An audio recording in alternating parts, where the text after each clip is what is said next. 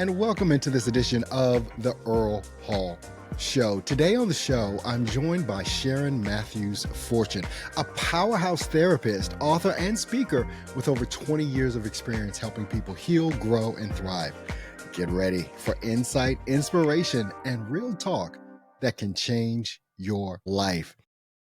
Miss Matthews Fortune, how are you doing today? Thank you for being on the Earl Hall Show.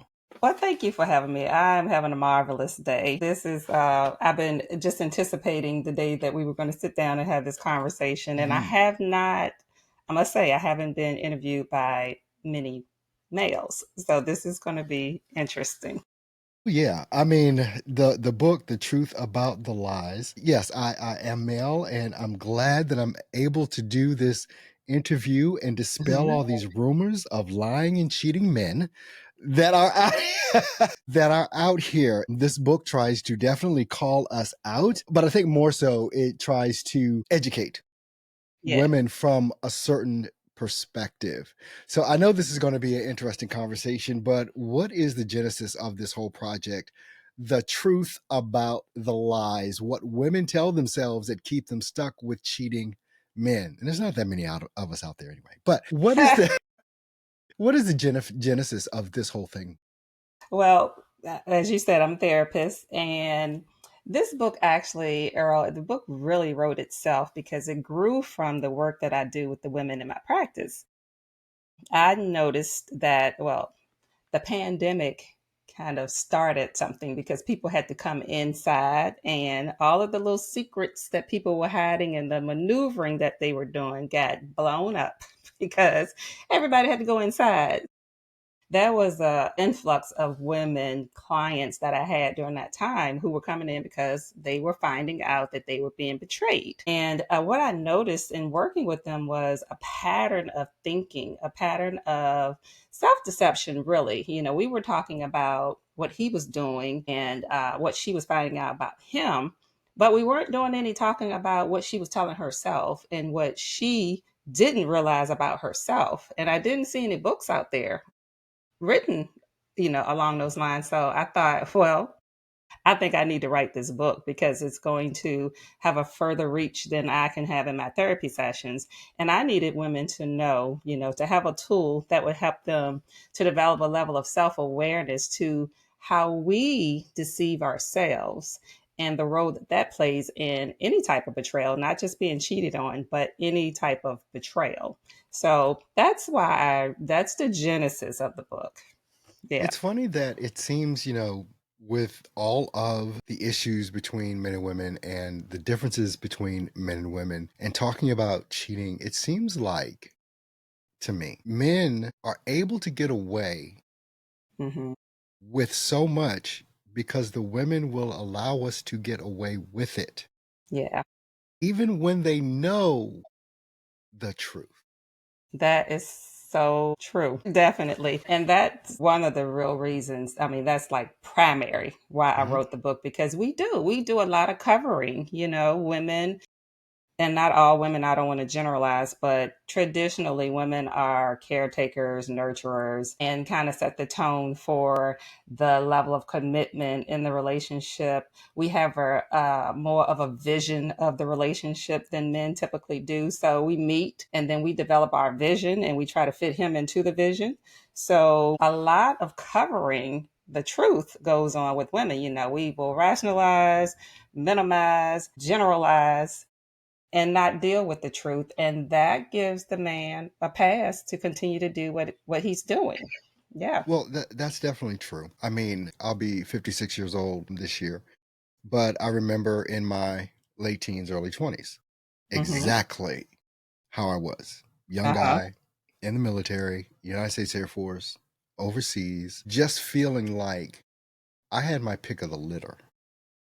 Now, I think that a lot of men, justified or not, may feel like they have a pick of the litter, Yes. but I don't feel like women have that same advantage.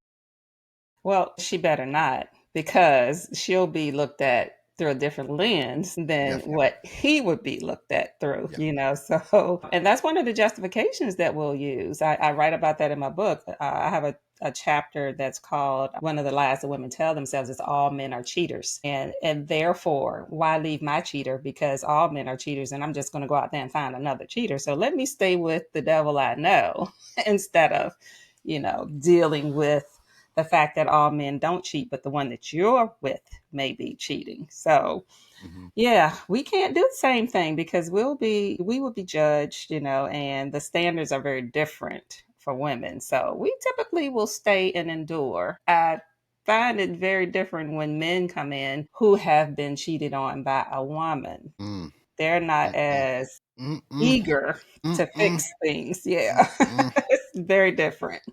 No, that's some biology there that, okay, we don't even need to discuss. It's like, mm-mm, no. It's one of the things to look at because I do know that all men don't cheat. I think that there comes a time from being a young man to growing. Hmm. Typically, it has been, around between 30 to 35 where men say, okay, all that needs to end. And I kind of need to find the one. But can I Hmm. interject here? Men at 30, 35, 40 years old are still looking for the woman with a low body count. Yeah. Yeah, definitely. And that's a struggle. Hmm. And maybe even in the truth about the lies, it's like a woman may, for instance, just like men do, a woman may go from man to man looking for the one. But then if I know, if I'm pursuing you Hmm. and I see all these bodies, Right. okay, maybe you're not really the one. And that's what you were talking about, I believe, earlier, about there's a different standard. Yes, most definitely. Yeah, that's very true. And if we expand upon that, then that's one of the reasons why she stays. Women stay for a multitude of reasons, but one of the reasons is she is not trying to add another body to Okay. the count, Okay. So if we enter into a sexual relationship, then you kind of stuck with me because I'm not trying to add another body to the count. So I may put up with more because I'm trying to look at this relationship as an investment and preserve what we have. And that leads to a lot of the things that I write about, like the settling and the compromising and the finger pointing and the dreaming and the manipulation and all that stuff, because she doesn't want to add another body to the count. That's a very key point there. Yes. And in regards with men cheating, I'll never forget I was at work. This is 10 years ago. Hmm. And in the break room, and people were talking about cheating men. It was a group of women, a group of men. I wasn't actually involved in the conversation. I was turned the other way and I was eating my lunch. But I turned around and I said, I can tell you why men cheat. Hmm. When I tell you, you could have heard a pin drop and every last woman turned to face to see what I was about to say, it was just like that. Now, this is for a certain type of man.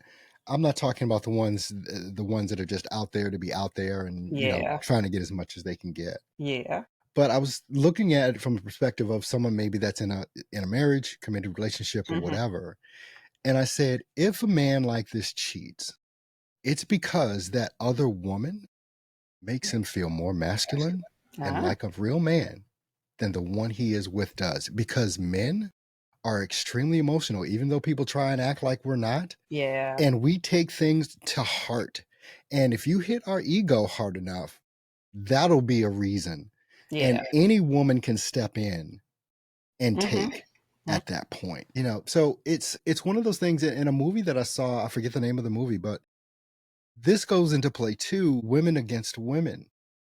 And this Yeah. thing said in this movie, this woman is saying, very rarely does a woman strike at the heart of another woman and miss. Wow, that's powerful. Right. That's powerful.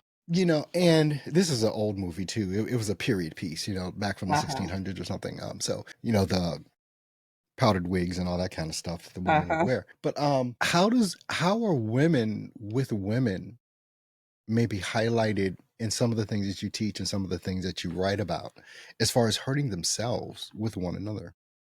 Well, one of the chapters that I write about is She Means Nothing to Him. And in that chapter, I talk about how the narrative the woman creates will devalue the woman that he's cheating with. Now, in that chapter, I write that the woman that he's with, who, and I said, well, whose man is he anyway? If he's cheating, whose man is he, first of all? But the one who thinks she's the main woman will call the other woman his mistake.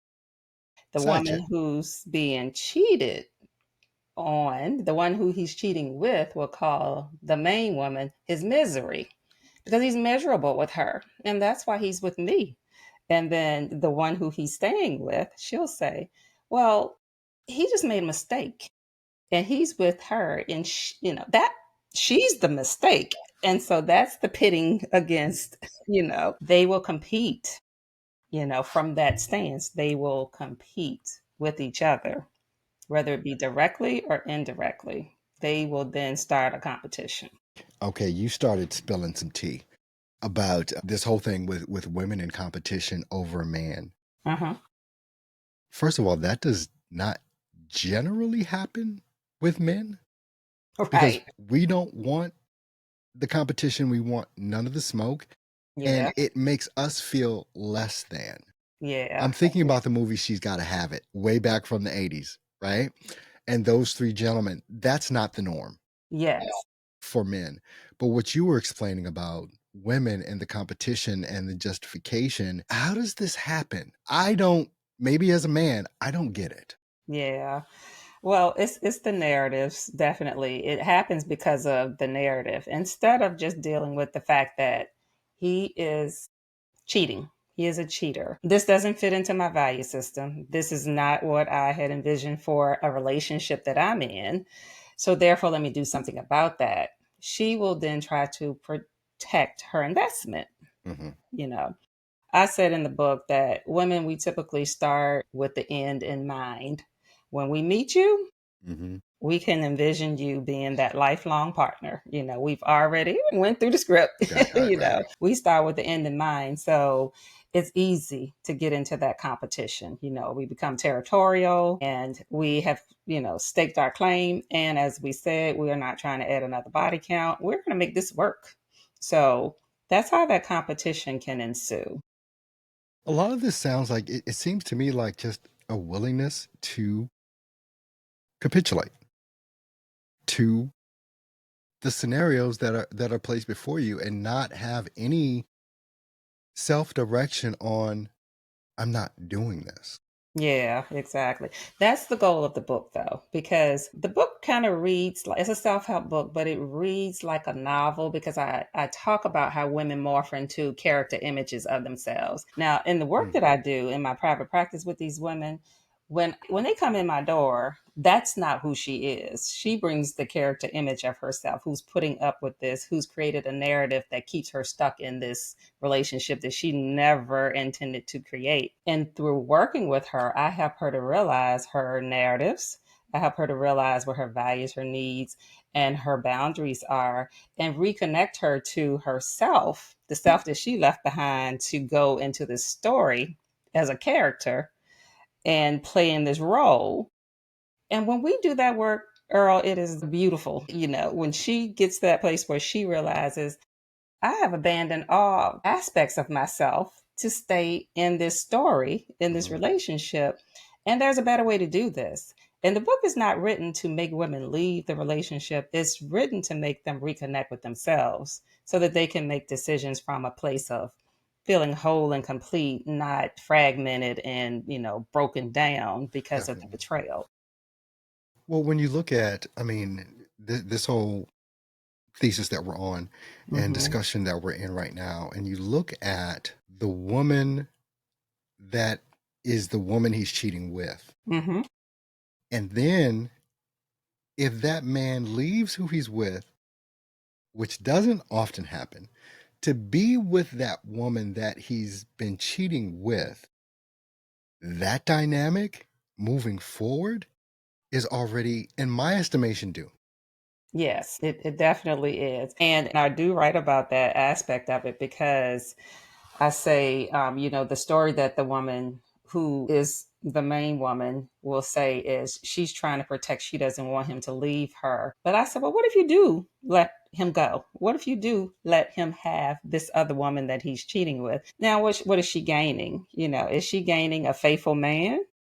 No.